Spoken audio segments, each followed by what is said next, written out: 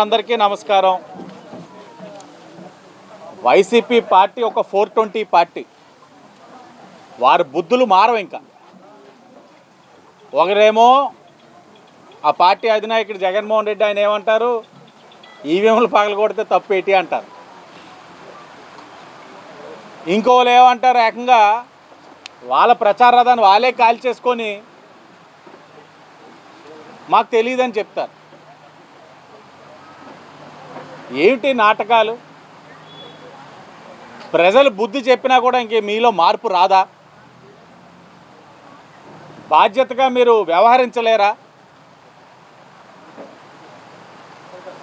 లేకపోతే ఇంకా మీరే అధికారంలో ఉన్నారని అనుకుంటా ఉన్నారా? ఇంకా మేమే అధికారంలో ఉన్నాం, మేము ఎన్ని తప్పులు చేసినా ఏవి బయటికి రావు, వ్యవస్థలన్నీ కూడా మేనేజ్ చేసుకోగలం, రాజ్యాంగాన్ని తొంగలో తొక్కుతాం, మాకు నచ్చినట్లు చేసుకుంటామన్న భ్రమలో ఇంకా ఉన్నట్లున్నారు. అలా భ్రమ నుంచి బయటకు రావాలి. ఉన్నది ఎన్డీఏ కూటమి అధికారంలో. తప్పు చేస్తే ఎంతటి వాడైనా సరే శిక్షింపబడతాడన్న విషయం వాళ్ళు అర్థం చేసుకోవాలి. ఇంకా అర్థం చేసుకోలేక మైకంలో ఉండి ఏం మాట్లాడుతున్నారో, ఎలా ప్రవర్తిస్తున్నారో కూడా తెలియట్లా. ఎన్డీఏ కూటమిగా చాలా స్పష్టంగా చెప్తా ఉన్నాం, తప్పు చేసిన వారు ఎవరైనా సరే తన మనాన భేదం ఉండదు. మాలో ఒక నీతి ఉంది, నిజాయితీ ఉంది. మేము ముందు ఒకే మాట చెప్పాం, ఇప్పుడు అదే మాట చెప్తున్నాం. ఏదైనా ఒక తప్పు జరిగితే ఆ తప్పుకి కారణమైన వారు ఎవరైనా కానివ్వండి, ఆ పార్టీ ఈ పార్టీ లేదు, ఎవరైనా సరే శిక్షింపబడతాడు. మా వారు కొద్దిగా ఆవేశంతో తప్పు చేశారు, స్వతహాగా అయితే అధికారంలో ఉన్నాం, ఏమవుతుంది అన్న భావనలోకి వెళ్ళొచ్చు. కానీ నేను చాలా బాధ్యతగా వ్యవహరించాను. తప్పు అది విధానాలు కాదు, అది సాంప్రదాయాలు కాదు అని సరిచేసి, ఏదైతే తప్పు జరిగి ఉందో మోరంపూడి ఫ్లైఓవర్ దగ్గర సరిచేయించి 2 శిలా పథకాలు, గతంలో ఉన్న మురళీమోహన్ గారిది, ఈ గత ఎంపీది, అందరిది కూడా గౌరవం తక్కకుండా వ్యవహరించాను. ఇది మా చిత్తశుద్ధి, ఇది మా విధానం. కానీ మీరు ఆ విధానాలతోటి వెళ్ళట్లా. పట్టుగా నెల కూడా అవ్వలేదు. జనాలు బాట చొప్పుతోటి గోబ గుయ్యమనేటట్లు కొట్టారు. ఇంత మెజార్టీతోటి మాకు గౌరవించారు. అలాంటప్పుడు మీరు ప్రతిపక్షంలోనే మిమ్మల్ని కూర్చోపెట్టినప్పుడు బాధ్యతతో ఏ విధంగా ముందుకెళ్ళాలి?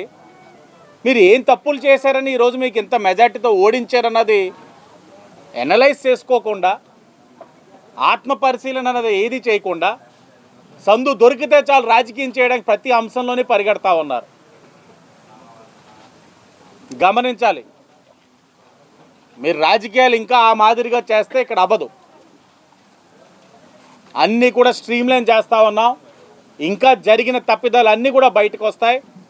కళ్ళకు కనబడతా ఉంది. ఇక్కడే మంచి కమ్యూనిటీ హాల్ టీడీపీ హయాంలో కట్టించాం, మీరే ఓపెన్ చేసుకున్నారు. మాజీ మంత్రి వేణుగారు ఉన్నారు, ఆయన శిలాపథకం వేసుకున్నారు. ఎప్పుడైనా వచ్చి నువ్వు శ్రద్ధ వహించావా?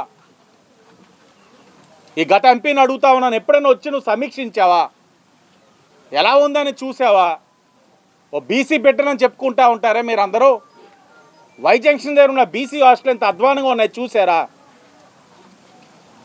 నేను ఇంకా ప్రమాణ స్వీకారం చేయక ముందే ఆ బీసీ హాస్టల్లో సిఎస్ఆర్ ఫండ్స్ కింద ఒక దాతను తీసుకొచ్చి ఆ హాస్టల్లో ఉన్న 30 బాత్రూమ్స్, లేడీస్ హాస్టల్లో ఉన్న 20 బాత్రూమ్లు, 50 బాత్రూమ్లు కూడా సిఎస్ఆర్ ఫండ్స్ తోటి మరమ్మతులన్నీ చేయించి, కొత్త టైల్స్ వేయించి, వారందరికీ కూడా ఏ విధమైన అంటువ్యాధులు రాకుండా చేయగలిగా. 5 సంవత్సరాలు అధికారంలో ఉన్నారు, ఏం చేయగలిగారు మీరు? మళ్ళీ ఏదైనా అవకాశం వస్తే మీ బీసీ బిడ్డలు అని చెప్తారు. ఇదేనా బీసీ బిడ్డలుగా మీ బాధ్యత? ఒకటే చెప్తా ఉన్నాం, చిల్లర రాజకీయాలు చేసి రాజకీయ లబ్ధి కోసం వచ్చిన ప్రతి అవకాశాన్ని మీరు అందిపుచ్చుకోవాలనే ఆలోచనతో కానీ ఇంకోసారి ఎలాంటి పబ్లిసిటీ స్టంట్లు చేస్తే మాత్రం ఉపేక్షించాం. అలాగే నోటుకు వచ్చినట్లు మాట్లాడుతూ ఉన్నారు. ప్రభుత్వం మారిన తర్వాత పోలీస్ వ్యవస్థ ఏదైతే ఉందో ఇంకా అదే కొనసాగుతూ ఉంది. ఇక్కడ రాజమండ్రి జోన్లో పోలీస్ వారితోటి ఇష్టానుసారంగా అన్నీ చేయించేశాం, వారు ఇలా చేసేశారు అలా చేసేశారని మాట్లాడుతూ ఉన్నారు. నోరు అదుపులో ఉంచుకోండి. ఈరోజు అధికారంలో ఉంది ఎన్డీఏ కూటమి. తప్పు చేసిన వారు ఏ పార్టీ వారినైనా సరే మేము శిక్షిస్తాం. అలాగని తప్పు చేసి దాన్ని తప్పించుకోవడానికి ఇలాగ పోలీస్ వ్యవస్థలను కానీ ఇంకెవరినైనా సరే నోటుకు వచ్చినట్లు మాట్లాడితే మాత్రం కఠినమైన చర్యలు ఉంటాయని హెచ్చరిస్తూ ఉన్నాం. అవకాశం దొరికింది కదా అని చెప్పి అధికారంలో ఉన్నారు కదా మీ వారే పోలీసులు మీరు చెప్పినట్లు చేస్తున్నారని కానీ ఇలాంటి చిల్లర మాటలు మాట్లాడి పోలీస్ వ్యవస్థని కించపరిస్తే తప్పకుండా చట్టపరంగా ముందుకెళ్తాం, కేసులు బనాయిస్తామని కూడా హెచ్చరిస్తూ ఉన్నాం. ఇది విధానాలు కాదు, మార్చుకో. భరతరామ్ చెప్తున్నాను, మార్చుకో. ఆ రోజు గాల్లో నెగ్గావు. ప్రతిపక్షం ఎలా ఉండాలన్నది నీకు తెలీదు.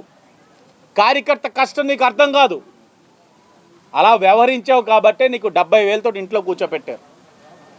మేము ప్రతిపక్షంలో పోరాడి బయటకు వచ్చిన నాయకులం, ప్రతిపక్షంలో కష్టపడి బయటకు వచ్చిన నాయకులం. ఆ బాధ్యత ఎలా ఉంటుంది అన్నది అవగాహన చేసుకో. మేము ప్రతిపక్షంలోనూ 5 సంవత్సరాలు చెప్పాం. నీ పక్కన చిల్లరగాళ్ళు ఉన్నారు, బ్లేడ్ బ్యాచ్ ఉన్నారు, గంజే బ్యాచ్ ఉన్నారు, మార్చుకో అని చెప్పాం. నువ్వు మారలా, ఇంకా అదే బ్యాచ్తో తిరుగుతూ ఉన్నావు, అదే విధానాలతో వెళ్తూ ఉన్నావు. ఇప్పటికీ మించిపోయింది లేదు. కరెక్ట్గా నెల అయ్యింది. మారు. ఒక నాయకుడికి ఇప్పుడు దాకా నిన్ను ఎవరు గుర్తించట్లా. అవకాశం వచ్చింది, మారు. నీకు అవకాశం ఇస్తూ ఉన్నాం. ప్రతిపక్ష పాత్ర లేకపోతే మాకు కూడా చాలా చిరాగ్గా ఉంటుంది. అసెంబ్లీలోనే బోర్ కొడతా ఉంది. జగన్మోహన్ రెడ్డి గారు వెళ్ళిపోయారు. ఇప్పుడు నువ్వు కూడా ఇక్కడ ప్రతిపక్ష పాత్ర పోషించకపోతే చాలా చిరాగ్గా ఉంటుంది. మారి ప్రక్షాళన చేసుకొని ప్రతిపక్ష పాత్ర పోషిస్తే ప్రజలు హర్షిస్తారు. అంతేగాని చిల్లర రాజకీయాలు చేస్తే ప్రజలు చిరాకు పడతారు. ఈ 5 సంవత్సరాలు చిరాకు పడ్డారు.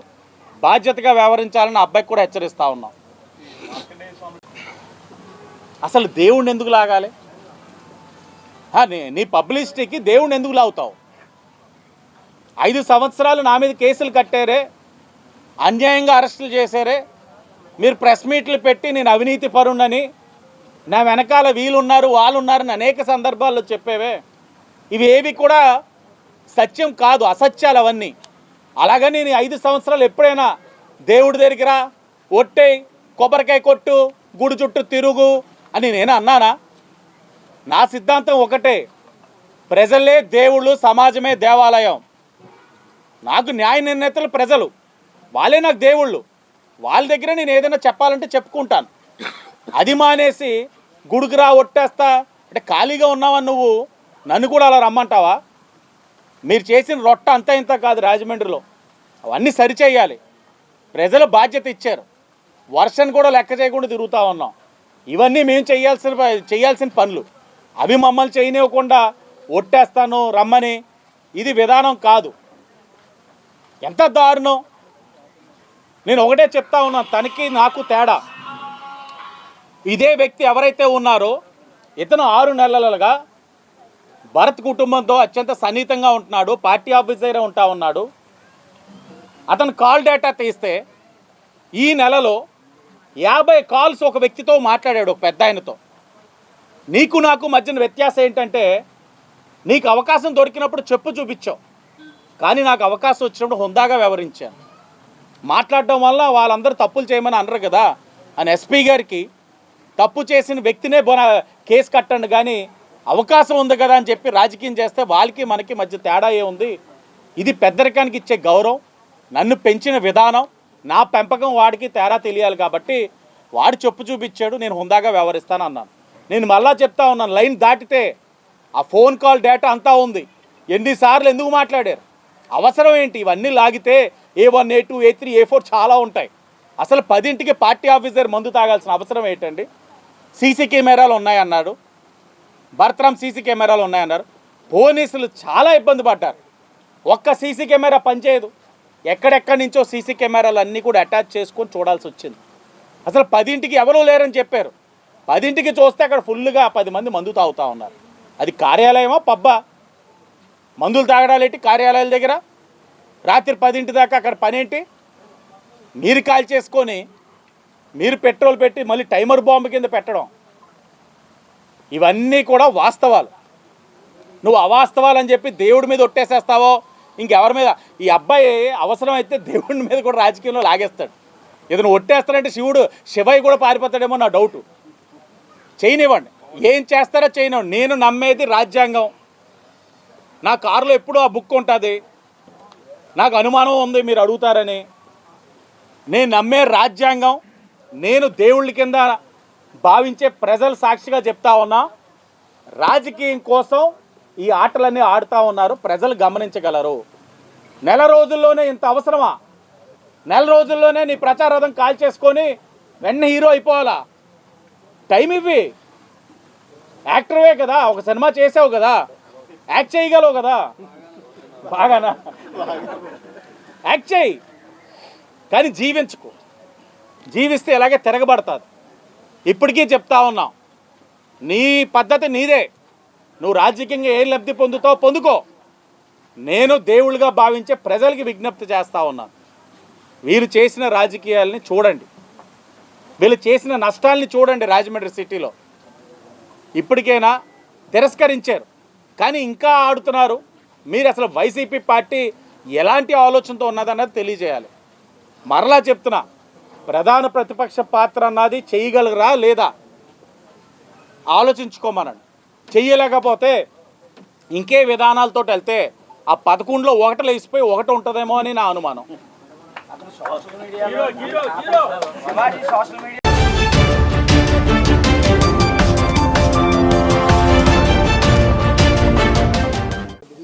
రాజనగరం నియోజకవర్గంలో రాష్ట్రంలోనే అత్యధికంగా 432 కళాశాలలు, అనుబంధ కళాశాలలు ఉన్నటువంటి ఏకైక యూనివర్సిటీ నన్నయ్య యూనివర్సిటీ. ఈ ప్రాంతం అంతా కూడా విద్యాపరంగా బాగా అభివృద్ధి చెందుద్ది. ఇక్కడ విద్యార్థులందరికీ మంచి విద్యాబోధనతో పాటు వాళ్ళకు ఒక మంచి భవిష్యత్తు అనేది ఏర్పడద్దని చెప్పేసి ప్రభుత్వం అప్పట్లో బాగా ఆలోచించి ఇక్కడ నన్నయ్య యూనివర్సిటీని తీసుకొచ్చింది. నన్నయ్య అనే దానికి ఎంత ప్రాముఖ్యం ఉందో మనందరికీ తెలుసు. వారి పేరు మీద ఒక యూనివర్సిటీ పెడితే వేలాది మంది జీవితాలతో మంచి భవిష్యత్తు ఏర్పడడానికి అనుకూలంగా ఉంటుంది, అన్ని విధాలుగా బాగుంటుందని చెప్పేసి ఇక్కడ ఏర్పాటు చేస్తే ఈ కాలేజీ అంతా, ఈ యూనివర్సిటీ పూర్తి స్థాయిగా అవకతవకలతో కూడి నిండిపోయింది. ముఖ్యంగా చూసినట్లయితే ఈ 2019 నుంచి 2024 సంవత్సరంలో పూర్తిగా అవినీతిమయం అయిపోయింది. ఎంతటి అవినీతిమయం అంటే ప్రతి విషయంలోనూ కూడా దోపిడీ. ఇక్కడ టెండర్ల విషయంలో కూడా వాళ్ళకు కావలసిన విధంగా ఇక్కడ టెండర్ కండిషన్స్ పెట్టి టెండర్లు వాళ్ళకి బినామీలు, వాళ్ళకు కావలసినటువంటి బంధువులకి, వాళ్ళకు కావలసినటువంటి స్నేహితులకి, వాళ్ళ అనుచరులకి టెండర్లు వచ్చే విధంగా టెండర్ డాక్యుమెంట్ డిజైన్ చేసి టెండర్లు పిలుచుకున్నారు.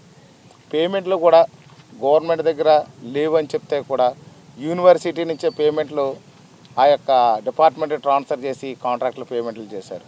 అంటే వీళ్ళు ఎంత ఇంట్రెస్ట్ ఉందో చూడండి ఇక్కడ. అదేవిధంగా చూస్తే ఎలక్షన్ నోటిఫికేషన్ వచ్చిన తర్వాత కూడా ఆ రోజు ఉన్నటువంటి అధికారంలో ఉన్నటువంటి పార్టీ తాలూకు నాయకులు యొక్క బంధువులకి, స్నేహితులకి, వాళ్ళ యొక్క అనుచరులకి కూడా ఇక్కడ సుమారు 40 మందికి ఉద్యోగాలు ఇచ్చారు అని అంటే ఎంత దోపిడీకి గురవుతుందో మనం అర్థం చేసుకోవాలి. అలాగే గత ఎమ్మెల్యే ఎవరైతే ఉన్నారో వారి మామగారిని ఎగ్జిక్యూటివ్ కౌన్సిల్లో మెంబర్గా పెట్టుకున్నారు ఇక్కడ. అంటే ఎగ్జిక్యూటివ్ కౌన్సిల్లో అప్రూవల్ ఉంటే ఏ పనైనా చేయొచ్చు యూనివర్సిటీలో. అలాంటి ఎగ్జిక్యూటివ్ కౌన్సిల్కి ఆయన సొంత పిల్లనిచ్చినటువంటి మామగారిని ఇక్కడ ఎగ్జిక్యూటివ్ కమిటీ మెంబర్గా వేసుకుని ఇక్కడ అక్రమాలు ఇక్కడ ఎక్కువ సాధించారు. అదేవిధంగా చూస్తే ఫైనాన్స్ కమిటీలో కూడా వాళ్ళ బంధువులే. ఇక్కడ ఉన్నటువంటి ప్రతి విషయంలోనూ కూడా అక్రమాలు ఏ విధంగా చేయాలి, దోపిడీలు ఏ విధంగా చేయాలి, యూనివర్సిటీని ఎన్ని విధాలుగా దోచేయాలనే దానికి వాళ్ళ మార్గనిర్దేశకాలకు వచ్చి అన్నీ వాళ్ళకి కావాల్సిన విధంగా ఏర్పాటు చేసుకుని ఇక్కడ అంతా కూడా దోపిడీ చేశారు.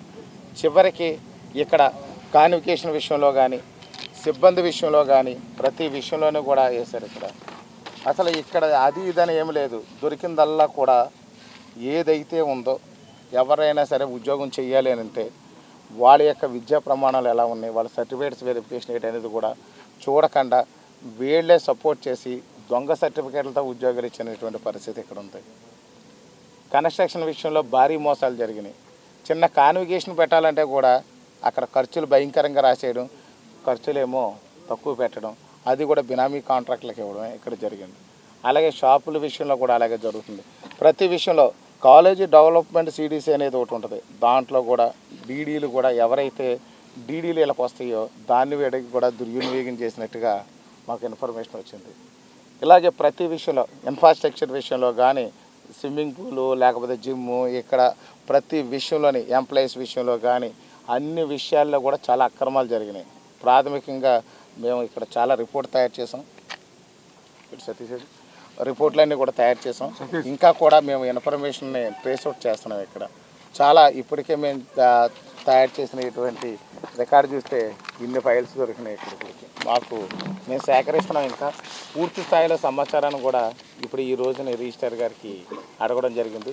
రిజిస్ట్రార్ గారు అందుబాటులో లేరు. ఇంకొక సంబంధించినటువంటి ఆఫీసర్ ఎవరో రిజిస్ట్రార్ గారు ఆప్షన్స్లో ఎవరు ఇన్ఛార్జ్ రిజిస్ట్రార్ గారు అనుకుంటూ ఉన్నారు. వారు కూడా సమాధానం ఎలా ఉందంటే ఇక్కడ ఏమంటే ఎలక్షన్ కోడ్ వచ్చిన తర్వాత 40 మంది జాయిన్ చేసుకున్నట్లుగా మాకు వచ్చిందంటే అంతమంది కాదండి, జాయిన్ చేసుకోండి, కొంతమందిని జాయిన్ చేసుకుని ఎంతమంది అంటే చెప్పట్లేదు. ఆయన ఏం చెప్తారంటే మేము ఏదో చిన్న చిన్న ఉద్యోగాల్లో జాయిన్ చేసాం, ఎస్టాబ్లిష్మెంట్లో జాయిన్ చేసుకున్నారు కదా అంటే అయితే నాకు కూడా కొంత తెలుసండి అంటే అక్రమాలు జరిగినాయి, ఇన్ని కోట్ల రూపాయల అక్రమాలు జరిగింది కదంటే మా బడ్జెట్ తక్కువ అండి, అన్ని కోట్లు ఉండవండి అని చెప్తున్నారు ఆయన. అంటే అన్ని ఇక్కడ అందరూ కూడా కింద నుంచి పై స్థాయికి ఎక్కువ మంది ఇన్వాల్వ్మెంట్తో కూడినటువంటి స్కామ్ జరిగింది. ఇక్కడ రాజకీయ నాయకులే కాకుండా ఇక్కడ అధికారులు, ముఖ్యంగా వైస్ ఛాన్సలర్ గారు కూడా ఎవరైతే మొన్నటి వరకు వైస్ ఛాన్సలర్గా ఉన్నారో ఆయన రిజైన్ చేసి కూడా ఫైల్ మీద సంతకం పెడుతున్నాడు అనేది కూడా మాకు సమాచారం వచ్చింది. కొన్ని కాంట్రాక్టుల బిల్లుల మీద కూడా ఏదైతే స్టూడెంట్స్ ఫీజు ఏదైతే ఇప్పటివరకు డిపాజిట్లుగా ఉందో అవి కోట్లాది రూపాయలు కూడా డ్రా చేశారు. పూర్తి స్థాయిలో కోట్లాది రూపాయలు ఇక్కడ లూటీ జరిగింది యూనివర్సిటీలో. ఇక్కడ ఈ యొక్క విద్యార్థుల సొమ్ము కూడా పూర్తి స్థాయిలో కూడా అంత లూటీ జరిగింది. విద్యార్థులకు హాస్టల్ విషయంలో కూడా నాణ్యమైన ప్రమాణాలు పాటించకుండా వాళ్ళ సరైన భోజనం కానీ వసతులు కానీ లేవు. అసలు విద్యార్థులు కట్టినటువంటి హాస్టల్ ఫీజులు ఏమైనా కూడా అర్థం కాని పరిస్థితి ఉంది. ఇక్కడ ప్రతి విషయంలో అణువణువులు అంతా కూడా ఇక్కడంతా దోపిడీకే గురైంది. కాబట్టి సమాచారం అడగడానికి యూనివర్సిటీకి వచ్చాము. ఇంకా సమాచారం సేకరిస్తున్నాం. ఇది ఉప ముఖ్యమంత్రి పవన్ కళ్యాణ్ గారి దృష్టికి, ముఖ్యమంత్రి వర్యులు చంద్రబాబు నాయుడు గారి దృష్టికి, అలాగే విద్యాశాఖ మంత్రి నారా లోకేష్ బాబు గారికి కూడా వారి దృష్టికి తీసుకెళ్ళి దీని మీద పూర్తి స్థాయిలో సిఐడి ఎంక్వైరీ చేయించి ఈ యొక్క యూనివర్సిటీలో అక్రమాలన్నీ కూడా బయటకు తీసి ప్రజాసొమ్ము ఎవరెవరు తీసుకున్నారో ప్రతి రూపాయి కక్కిస్తామని చెప్పేసి సందర్భంగా తెలియజేస్తున్నాను. అంటే సుమారు అవినీతి ఈ యూనివర్సిటీలో 30 నుంచి 40 కోట్లు ఉంటుందంటారు. కరెక్ట్గా మనకి ఇంకా సమాచారం రావాల్సి ఉంది. అది వస్తే ఖచ్చితంగా తెలుస్తుంది. కానీ భారీ ఎత్తున ప్రతి అణువులోని కూడా ఇక్కడ మాత్రం ఇక్కడ స్కామ్లు అనేది జరిగినాయి. ఎక్కడ స్కామ్ లేకుండా ఇక్కడికి వచ్చి కూర్చున్న ప్రతి ఆఫీసర్ కూడా ఇక్కడ ఒకటే ఆలోచించారు, డబ్బులు ఎలా సంపాదించుకోవాలనేది ఆలోచించారు తప్ప పిల్లలకి ఈ యొక్క స్టూడెంట్స్కి విద్యను ఎలా ఇవ్వాలనేది మాత్రం ఎవరికి ఆలోచన లేదు. ముఖ్యంగా చూస్తే ఈ యొక్క గతంలో మొన్న రాజీనామా చేసిన వైస్ ఛాన్సలర్ ఎవరైతే ఉన్నారో గత ఎమ్మెల్యేకి అత్యంత బంధువు అతను. ఆ బంధువు అవడం వల్ల ఇంకా దోపిడీకి గురైంది. ఇది వైస్ ఛాన్సలర్ ఏమో సొంత కజిన్ బ్రదర్ని పెట్టుకున్నారు, ఈసీ కమిటీలోనేమో సొంత మామను పెట్టుకున్నారు, ఫైనాన్స్ కమిటీలో కూడా అదే మామను పెట్టుకున్నారు. కాబట్టి వీళ్ళు దోచేయడానికి అన్నీ అనుకూలంగా ఉన్నాయి. ఈ ఎలక్షన్లో కూడా ఇక్కడ ఈ యొక్క క్యాంపస్లోనే అది ఒక డిజిటల్ క్యాంపెయినింగ్ కూడా ఇక్కడి నుంచి జరిగింది అనేది కూడా ఉంది. ఆ వివరాలు కూడా సేకరిస్తున్నాం.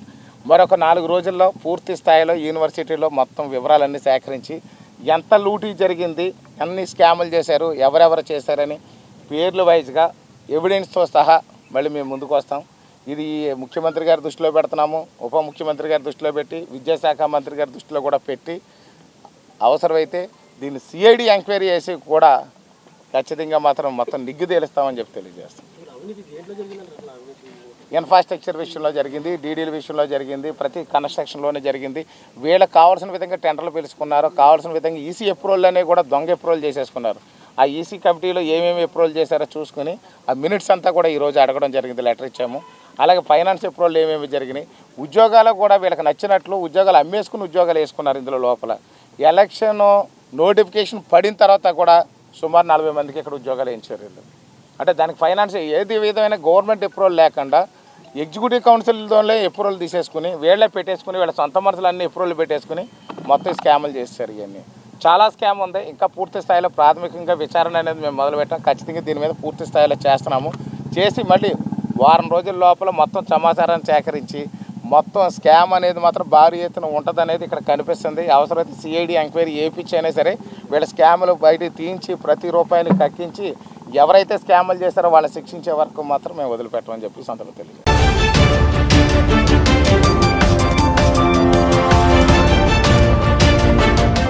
ప్రపంచ జూనోసిస్ దినోత్సవం అంటే మనుషుల నుంచి జంతువులకి, జంతువుల నుంచి మనుషులకు ఏ విధమైన వ్యాధులు ట్రాన్స్ఫర్ కాకుండా తీసుకోవాల్సిన చర్యలు అంటే ఒక వ్యాక్సినేషన్ కానీ జాగ్రత్తలు కానీ అన్నిటిని పబ్లిక్కి అవేర్నెస్ క్రియేట్ చేసే దినోత్సవం ప్రతి సంవత్సరం ఇదే రోజున జరుగుతూ ఉంటుంది. ఈ రోజున స్థానిక రాజమండ్రి వెటర్నరీ హాస్పిటల్, ఈ జిల్లాకి ఇదే హెడ్ క్వార్టర్స్, ఇక్కడ మనం ఒక డ్రైవ్కి తీసుకొని యానిమల్స్కి వ్యాక్సినేషన్ చేయడంతో పాటు యానిమల్ లవర్స్ ఎవరైతే ఉన్నారో వాళ్ళకి కూడా వ్యాక్సినేట్ చేసి ఫ్యూచర్లో ఏ విధమైన వ్యాధులు రాకుండా తగు జాగ్రత్తలు తీసుకోవాల్సిన అన్ని కూడా వారితో చర్చించే కార్యక్రమం చేయడం జరుగుతూ ఉంది. దాంట్లో నేను కూడా భాగ్యస్వాములు అవ్వడం అన్నది యాజ్ ఎ యానిమల్ లవర్ అదృష్టంగా భావిస్తా ఉన్నాను. తెలియని అంశాలు కూడా తెలుసుకుంటా ఉన్నాం. ప్రజలు కూడా అప్రమత్తంగా ఉండాలి.